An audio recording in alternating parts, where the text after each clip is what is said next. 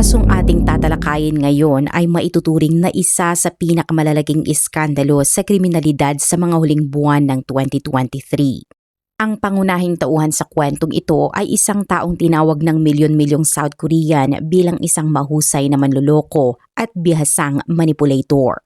Nagsimula ang lahat nang biglang i-anunsyo ng dating South Korean fencer na si Nam Hyun-hee. 42 taong gulang ang kanyang pagkikipaghiwalay sa asawa ng siklista na si Gong Hyo-suk matapos ang 12 taong pagsasama at pagkakaroon ng isang anak na babae. Bilang isang Olympic athlete, mataas ang pagtingin ng publiko kay Hyun-hee at katulad ng mga sikat na personalidad, malawak ang respeto at paghanga sa kanya ng South Korea. Naging napakatingkad ng kanyang karera dahil sa dami ng medalya at tagumpay na kanyang nakuha mula sa iba't ibang paligsahan, kabilang ang Asian Games, Olympics at iba pang malalaking torneo. Ngunit 2 buwan lamang matapos ang kanyang diborsyo, nagulat ang publiko nang ihayag niya noong Oktubre na muli siyang magpapakasal kay John Chang-jo, isang ikatlong henerasyong chaebol na mas bata sa kanya ng 15 taon. Agad na naging sentro ng atensyon ng media at ng publiko ang balitang ito. Ang higit na nakatawag pansin sa mga tao ay ang bagong mapapangasawa ni Nam Hyun-hee. Ayon sa kanyang pagpapakilala, si John ay dating atleta sa equestrian sport na napilitang magretiro dahil sa isang pinsala. Bukod dito ay sinasabing nagpapatakbo siya ng isang sentro para sa psychological education at performing arts ng mga bata sa South Korea. Kasabay nito, ipinakilala rin siyang CEO ng isang kilalang IT company na may operasyon sa iba't ibang bansa. Hindi lamang iyon dahil ipinahayag din ni John na siya umano ang anak sa labas ng kasal ng chairman ng Paradise Hotel at Casino Group. Isa pang detalye ang lalong nagpausisa sa publiko. Bukod sa pagiging 15 taon na mas bata kay Hyun-hee, wala pang 1 taon mula nang magkakilala ang dalawa, ngunit nakapagpasya na silang magpakasal. Nang makita ng maraming tao ang kanilang wedding photos, may ilan na nagsabing may kakaiba sa itsura ng fiancé ni Hyun-hee. Para sa kanila, hindi ito mukhang lalaki, kundi mas kahawig ng isang babae. Dahil dito ay nagsimulang kumalat ang mga komento at hinalang isa siyang manloloko na nagpapanggap bilang lalaki. Habang lumalawak ang usapan sa social media, nagsimulang lumabas ang iba't ibang impormasyon tungkol kay John Chang-jo na taliwas sa mga naunang ibinahagi ni Nam Hyun-hee. Dahil dito, unti-unting nabunyag na si John ay may criminal record at sangkot sa mga panlilinlang. Ang tila perpektong kwento ng pag-ibig ay mabilis na naging bangungot nang ilabas noong ika-25 ng Oktubre ng Dispatch, isa sa mga kilalang online news outlet sa South Korea, ang nakakagulat na katotohanan tungkol kay John Chang-jo. Ayon sa ulat, hindi lamang umano nakapanloko si John ng 7 biktima at nakakuha ng hanggang 300 million won o humigit kumulang $225, kundi nakulong na rin siya dahil sa mga kasong may kaugnayan dito. Higit pa rito, lumabas din na si John ay isang babae na nagpapanggap bilang lalaki. Sa katunayan, kaya niyang paulit-ulit na magpalit ng pagkakakilanlan upang makakuha ng tiwala ng kanyang mga biktima. At matapos makuha ang kanilang pera o ari-arian ay tuluyan na siyang nawawala. Sa simula, nang magsimulang kumalat ang mga negatibong usap-usapan tungkol sa kanyang fiancé, paulit-ulit na ipinagtanggol ni Nam Hyun-hee si John. Sa kanyang mga post sa social media, nagpasalamat siya sa mga bumabati at sa mga taong nag-aalala para sa kanya. Ngunit sinabi rin niyang nais lamang niyang matagpuan ang sariling kaligayahan. Kasabay nito, tila pinunarin niya ang mga taong nagkakalat ng masasamang haka-haka at nagbabala na magsasampa siya ng kaso laban sa mga naglalathala ng mapanirang komento. Ngunit nang maglabas ng matitibay na ebidensya ang mga dating biktima ni John, napilitan si Hyun-hee na harapin ang katotohanan.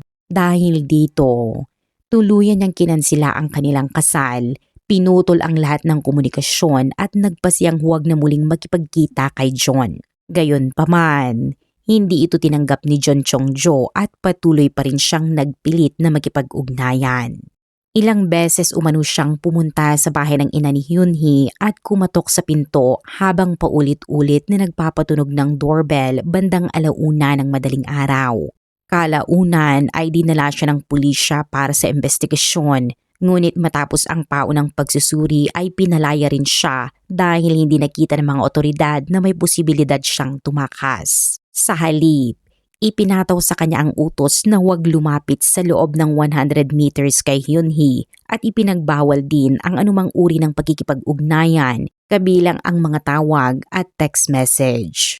Upang matiyak ang kaligtasan ng dating atleta, binigyan pa siya ng pulisya ng emergency smartwatch upang agad siyang makahingi ng tulong kung sakaling magkaroon ng banta mula kay John. Matapos ang kanilang paghihiwalay, isa pang nakakagulat na katotohanan ang nalaman ni Nam Hyun-hee. Napag-alaman niyang ginamit pala ni John ang kanyang kasikatan upang makakuha ng tiwala mula sa mga potensyal na biktima. Ayon sa ilang nagsampa ng reklamo, nagbigay sila ng pera kay John dahil naniwala silang konektado ito sa isang kilala at respetadong atleta tulad ni Hyun-hee.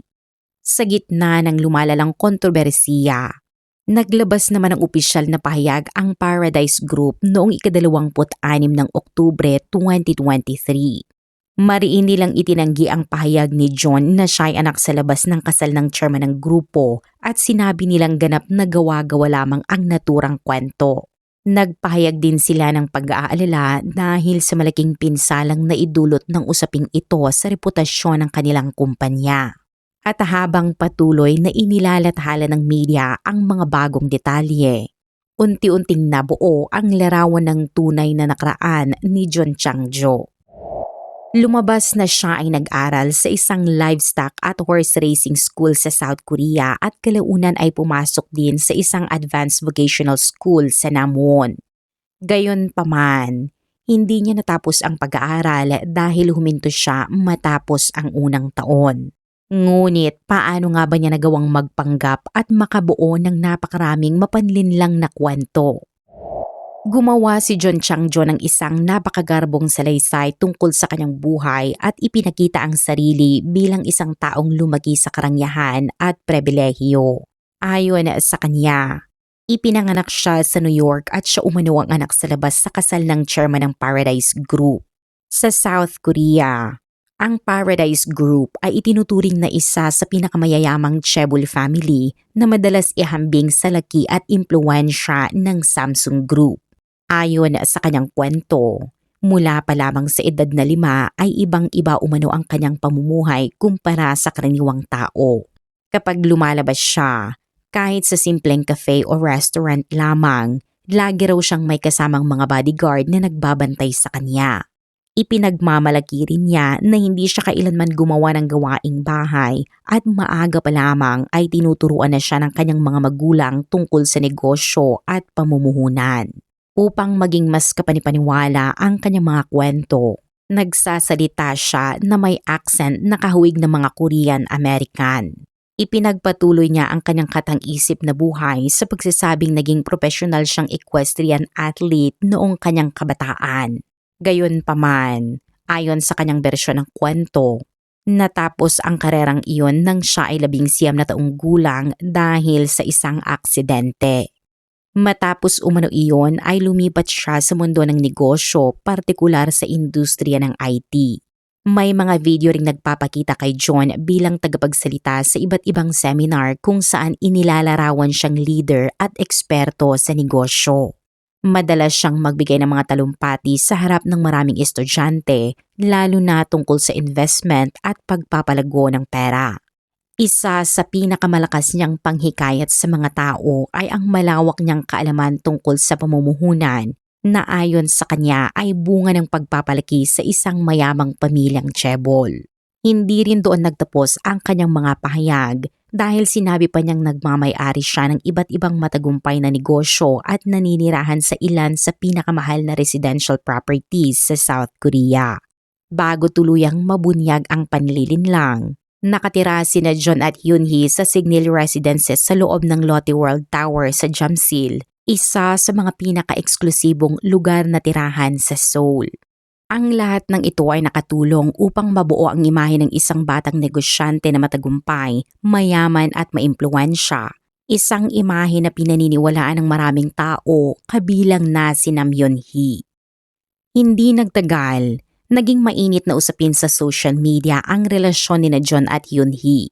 Sa loob lamang ng ilang buwan, madalas ibinabahagi ni Hyun-hee sa Instagram ang mga mamahaling regalo na natatanggap niya mula sa kanyang mapapangasawa.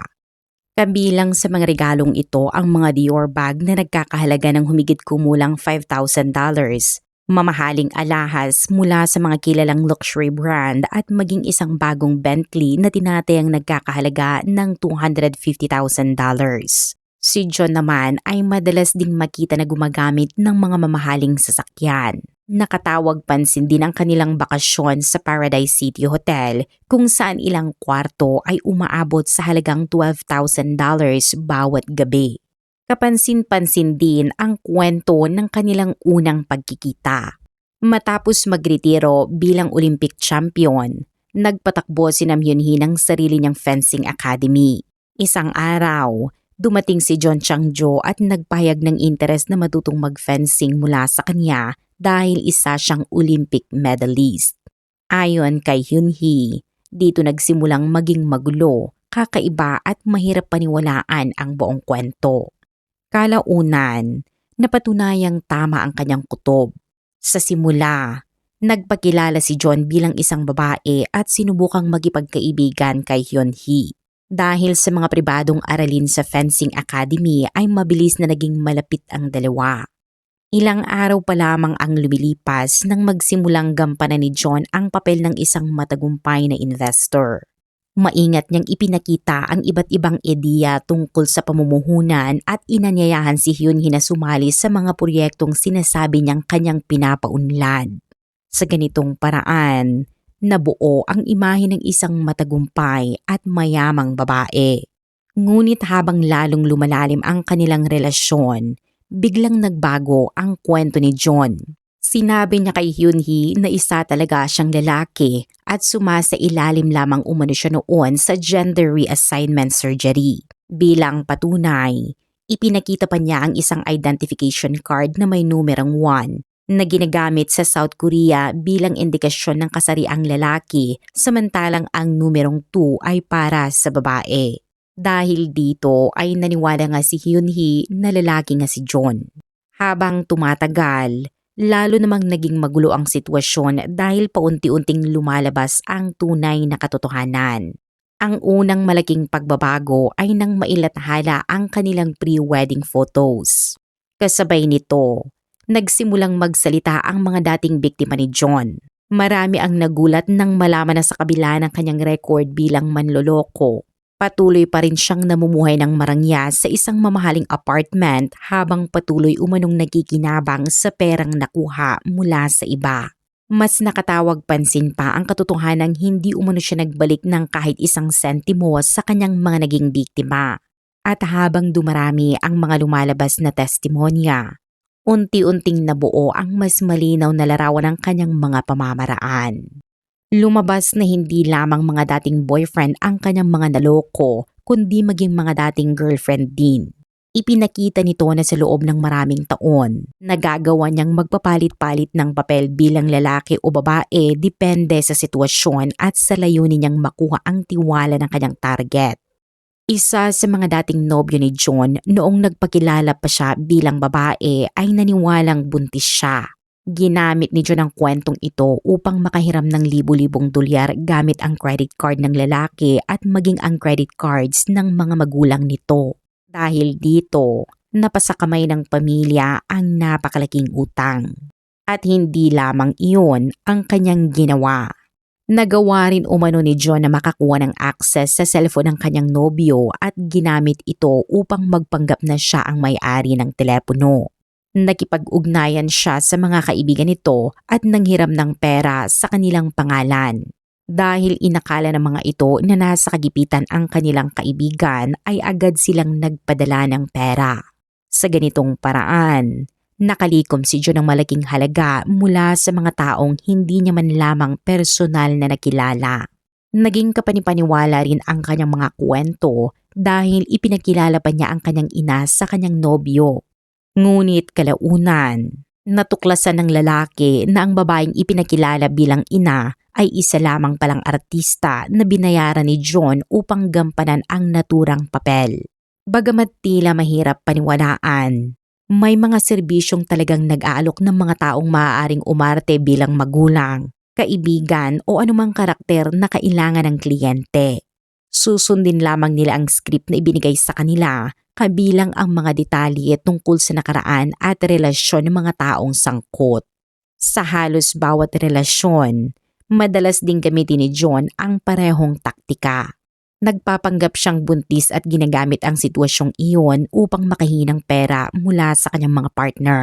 Minsan ay nagpapakita pa siya ng mga larawan mula sa internet at ipinapakitang ito raw ang ultrasound ng sanggol sa kanyang sinapupunan.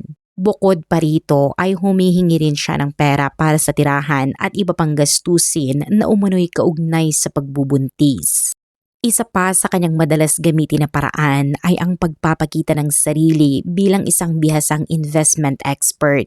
Kapag nakakakilala siya ng bagong grupo ng mga tao, agad niyang ipinapakilala ang isang di umano'y napakagandang oportunidad sa pamumuhunan at hinihikayat silang sumali. Dahil paulit-ulit na nabubunyag ang kanyang mga panlilinlang, kinakailangan niyang palaging lumipat sa panibagong social circle.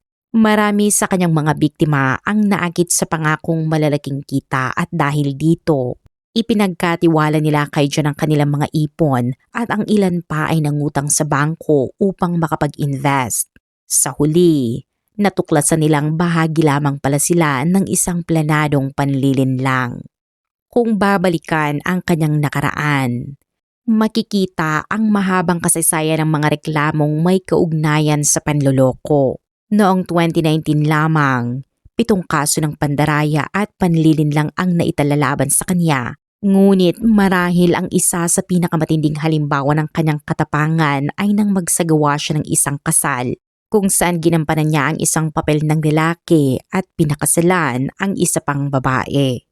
Bagamat may mga tanong pa rin tungkol sa legalidad ng naturang kasal, isinagawa ito ng lantaran at may formal na seremonya. Sa buong prosesong iyon, matagumpay niyang napaniwala ang pamilya ng babae na siya ay nagmula sa isang mayaman at respetadong angkan. Mas nakakagulat pa rito ang katotohanang 22 taong gulang lamang siya nang maisagawa ang ganoong kalawak na panlilinlang. Noong panahong iyon, gumagamit umano siya ng chest binding upang magmukhang lalaki, dahilan upang lubos siyang paniwalaan ng kanyang mapapangasawa. Maging ang mga kaibigan ng kanyang dating asawa ay nagsabing sigurado silang lalaki si John. Mas naging kakaiba pa ang kwento nang magsalita ang dating asawa ni John. Ayon sa kanya, sinabi ni John na isa siyang transgender na sumailalim sa operasyon upang maging lalaki at dahil dito ay kaya umano niyang makabuntis. Ipinaliwanag pa niya na isa itong napaka-advanced na uri ng operasyon na tanging mayayamang tao lamang ang may kakayahang sumailalim. Dahil sa mga paliwanag na iyon, naniwala ang babae na maaari talaga siyang mabuntis kay John. Gayunpaman, nilinaw ng mga eksperto sa medisina na imposibleng mangyari ang sinasabing sitwasyon. Pagkatapos nilang ikasal, nanirahan sila sa isang mamahaling apartment. Isang araw, sinabi umano ni John sa kanyang asawa na sa tingin niya ay buntis ito at binigyan niya ito ng pregnancy test. Nang gamitin ng babae ang test kit, lumabas ang 2 guhit na karaniwang indikasyon ng pagbubuntis kaya naniwala siyang nagdadalang tao siya. Ngunit kalaunan, natuklasan na may mga pregnancy test na sadyang ginawa bilang prank o panlilinlang. Ang mga test na ito ay nagbibigay ng positibong resulta kapag nabasa ng tubig o ihi. Lumabas na ganitong uri ng test ang ginamit ni John upang mapaniwala ang kanyang dating asawa na siya ay buntis. Marami ang nagtatanong kung paanong naniniwala ang mga biktima sa isang kwentong tila malinaw na imposibleng mangyari. Ngunit para sa ilang nakasaksi, tila may pambihirang kakayahan si John sa psychological manipulation. Nagagawa niyang kumbinsihin ang mga tao na paniwalaan kahit ang mga bagay na taliwas sa lohika. Samantala, si Nam Hyun-hee na muntik nang maging ikalawang asawa ni John ay nagsabi na hindi naman talaga sumailalim si John sa implant surgery. Ibig sabihin, ayon sa kanyang pahayag, nananatiling biologically female si John. Dahil dito ay lalong lumalim ang kalituhan ng publiko. Kung ganoon, bakit naniwala ang unang asawa at iba pang tao na sumailalim siya sa gender reassignment surgery? Ayon pa kay Hyun-hee, sa panahon ng kanilang relasyon ay bihira silang magkaroon ng masyadong pribadong sandali at kung mayroon man. Madalas na nakapatay ang ilaw kaya hindi niya malinaw na nakikita ang katawan ni John. Gayunpaman, patuloy pa rin umanong iginiit ni John na siya ay sumailalim sa operasyon. Hindi rin nakaligtas si Hyun-hee sa parehong panlilinlang at tulad ng unang asawa. Nabigyan din siya ng pregnancy test na nagpaniwala sa kanyang siya ay buntis. Dahil dito, naniwala rin siyang maaaring may isang napaka-advance na uri ng operasyon na hindi niya lubos na nauunawaan. Sa paglipas ng panahon ay naging malinaw na nakabuo si John Chang-jo ng isang buong katang-isip na mundo at isinama niya rito ang mga taong nasa paligid niya. Dahil dito, lumitaw din ang mga tanong kung si Hyun-hee ba ay isa lamang biktima o may iba pa siyang papel sa nangyari. Sa kasalukuyan, isinailalim din siya sa investigasyon ng pulisya kaugnay sa posibleng pagkakasangkot sa mga gawaing may kaugnayan sa panloloko. Dahil dito, lalo pang dumami ang mga tanong ng publiko tungkol sa kanyang tunay na papel sa buong kaso.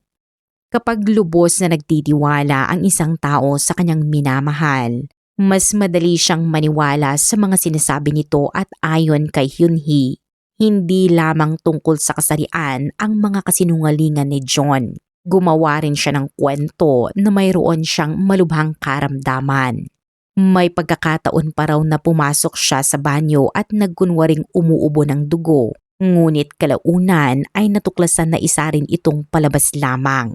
Ipinakita nito kung paano niya ginagamit ang awa at simpatya ng ibang tao upang makuha ang kanyang nais. Ayon sa ilang testigo, nanggampanan ni John ang papel ng isang lalaki sa kanyang relasyon sa dating asawa. Naging kapanipaniwala ito dahil halos lahat ng detalye sa kanyang paligid ay maingat na isinasaayos.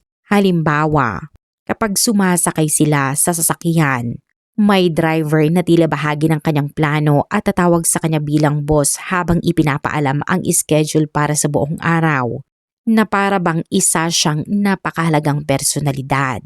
Sa madaling salita, para siyang lumikha ng isang buong pelikula tungkol sa kanyang sariling buhay. Dahil sa lawak ng kanyang paghahanda, nahirapan ang mga tao sa kanyang paligid na makita na isa lamang itong maingat na isinagawang pagganap. Isa pang halimbawa ng kanyang mga taktika ay nang nais niyang mapabilib si Nam Hyun-hee, isang kilalang atleta at celebrity. Ayon sa mga ulat, nagbayad umano siya ng mga peking paparazzi at media personnel upang bigla silang lapitan habang kumakain sa isang restaurant. Layunin nitong palabasing isa siyang tanyag at makapangyarihang tao na sinusubaybayan ng media. Habang kumakain sila sa isang restaurant, bigla umunong may mga taong nagpakilalang reporters na lumapit sa kanilang mesa. Nagsimula silang magtanong kay John ng mga bagay tulad ng, totoo bang ikaw ang CEO ng isang malaking kumpanya at may koneksyon ka ba talaga sa Paradise Group? May ilan pang nagtatanong kung totoo bang isa siya sa mga taong may pinakamalaking mamanahin sa South Korea. Sa harap ng lahat, kunwari ay tumanggi si John na sagutin ang mga tanong. Ngunit sa halip na magdulot ng pagdududa, lalo lamang nitong napaniwala ang mga taong hindi alam ang katotohanan na isa nga siyang makapangyarihan at napakayamang personalidad. Si Nam Hyun-hee at iba pang kasama nila sa hapunan ay walang ideya na isa lamang pala itong planadong eksena. Dahil dito ay lubusan nilang pinaniwalaan ang kwentong nilikha ni John. Ipinapakita ng pangyayaring ito na hindi lamang ito karaniwang kaso ng panloloko. Ginamit ni John ang perang nakuha niya mula sa mga biktima upang bumuo ng isang peking mundo mula sa pagkuha ng mga artista, pagrenta ng mamahaling sasakyan hanggang sa pag-oorganisa ng mga detalyadong eksena upang palabasin siya ay tagapagmana ng isang makapangyarihang pamilya. Sa lawak ng kanyang plano, lumampas na ito sa karaniwang panlilinlang at naging isa sa mga pinakakomplikadong kaso ng manipulasyon na nakita ng marami. Ikinuwento rin ni Hyun-hee na nakatatanggap siya noon ng mga mensahe mula sa taong ipinakilala sa kanya bilang ama ni John at di umano'y CEO ng Paradise Group.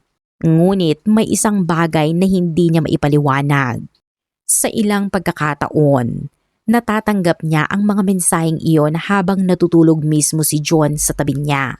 Dahil dito, may mga naghinalang maaaring naka-schedule na ang mga mensahe gamit ang isang application upang magmukhang may ibang taong nagpapadala sa kanya.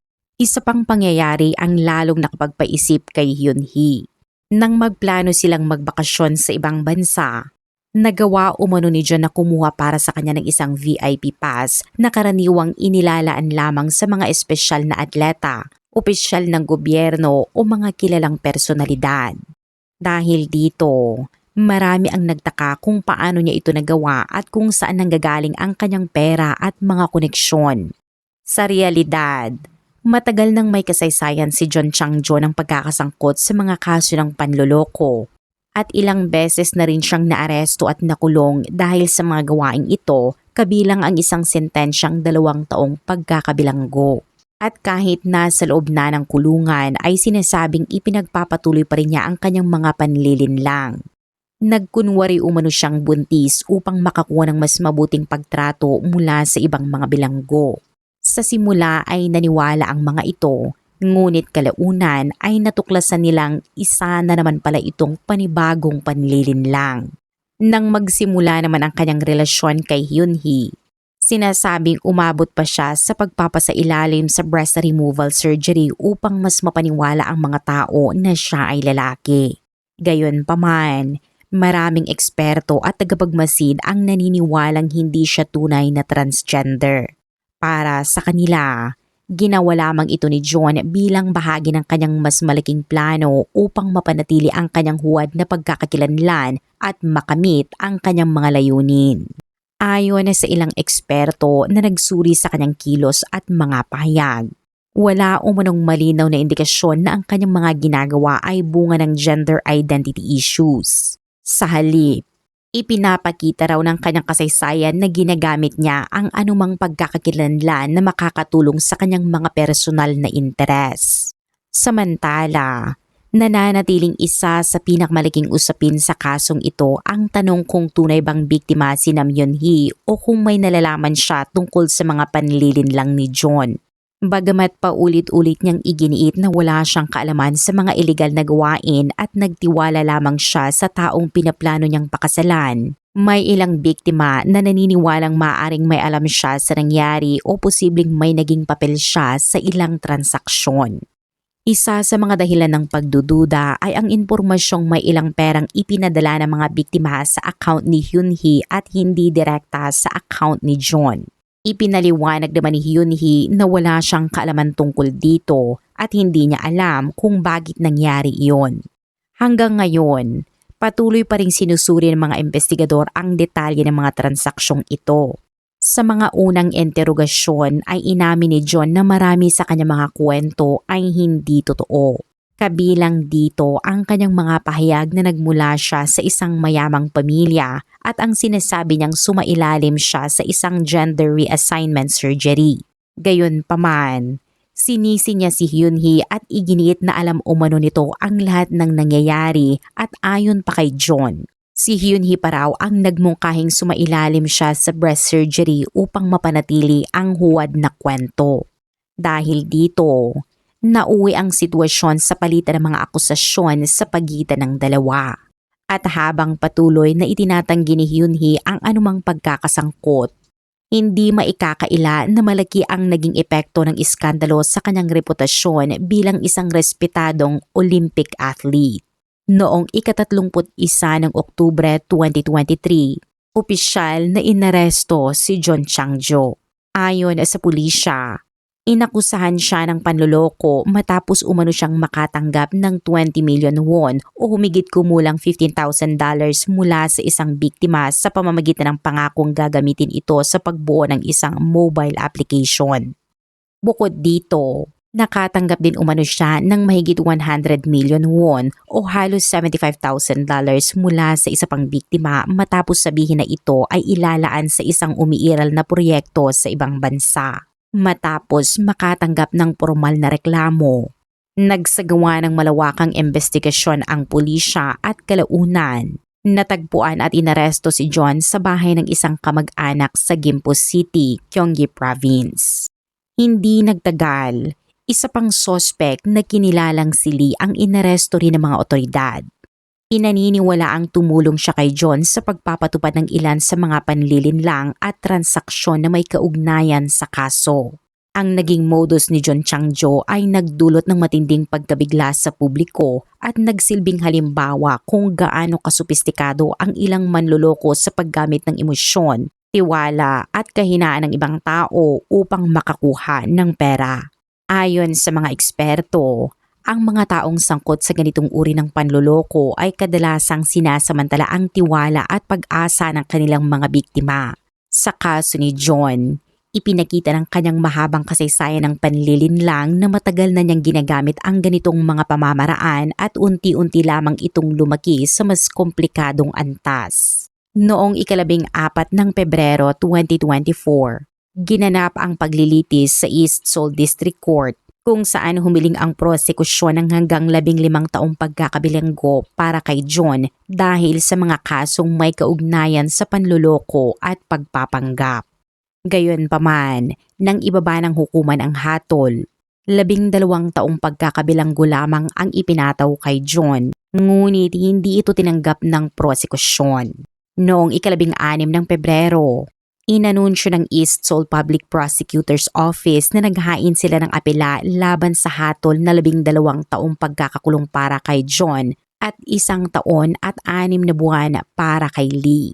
Ayon sa mga prosecutor, hindi sapat ang naging sentensya dahil dati nang nahatulan si John sa mga kasong may kaugnayan sa panloloko, ngunit nagpatuloy pa rin siya sa paggawa ng mga krimen sa mas malawak na antas. Dahil dito, mas marami ring biktima ang naapektuhan at mas malaki ang naging pinsala. Idiniin din ng prosekusyon na ang perang nakuha ni John ay ginamit para sa kanyang marangyang pamumuhay at wala siyang kakayahang isaole o bayaran ang mga nawalang pera ng kanyang mga naging biktima. Para sa kanila, hindi lamang pera ang motibo ng kanyang mga ginawa, kundi pati na rin ang kagustuhang mamuhay ng luho at prestihiyoso. Dahil dito, nagpasya silang humiling ng mas mabigat na parusa. Hindi rin sila sumang-ayon sa naging pagtingin ng unang hukuman kay Lee bilang simpleng katuwang lamang. Ayon sa prosekusyon, hindi basta taga-suporta si Lee kundi aktibong kalahok sa mga iligal na gawain. Lumabas sa investigasyon na siya umano ang nagbigay ng access sa mga mamahaling sasakyan, high-end house rentals at mga peking credit card na ginagamit sa mga panlilinlang. Bukod pa rito, siya rin umano ang namahala sa humigit kumulang 2.2 billion won o halos $1.65 million na may kaugnayan sa perang nakuha mula sa mga biktima. Sinasabi ding nakinabang siya sa bahagi ng perang nakuha sa mga illegal na aktibidad. Dahil dito, naniniwala ang prosekusyon na hindi maaaring ituring na simpleng katuwang lamang si Lee kundi bahagi ng pangunahing operasyon ng panloloko. Bagamat ipinakita ng kaso na kayang magplano ni John ng napakakomplikadong mga panlilinlang, hindi rin isinasantabi ng mga investigador ang posibilidad na may iba pang taong tumutulong o nakinabang sa kanyang mga gawain. Sa malalaking kaso ng fraud, madalas na may higit sa isang taong sangkot kaya patuloy pa ring sinusuri ang lahat ng posibleng koneksyon. Sa huli, Ang kasong ito ay hindi lamang kwento tungkol sa isang taong nagkunwaring mayaman o makapangyarihan. Isa rin itong halimbawa kung gaano kalakas ang epekto ng psychological manipulation at kung paano maaaring mahikayat ang mga tao na pinaniwalaan kahit ang mga bagay na tila salungat sa lohika at realidad. Ipinakita ni John Changjo kung paano maaaring gamitin ng isang bihasang manloloko ang tiwala, emosyon at kakulangan ng impormasyon ng ibang tao upang mabuo ang isang huwad na mundo na tila totoo sa paningin ng biktima. At dito nagtatapos ang kaso para sa araw na ito.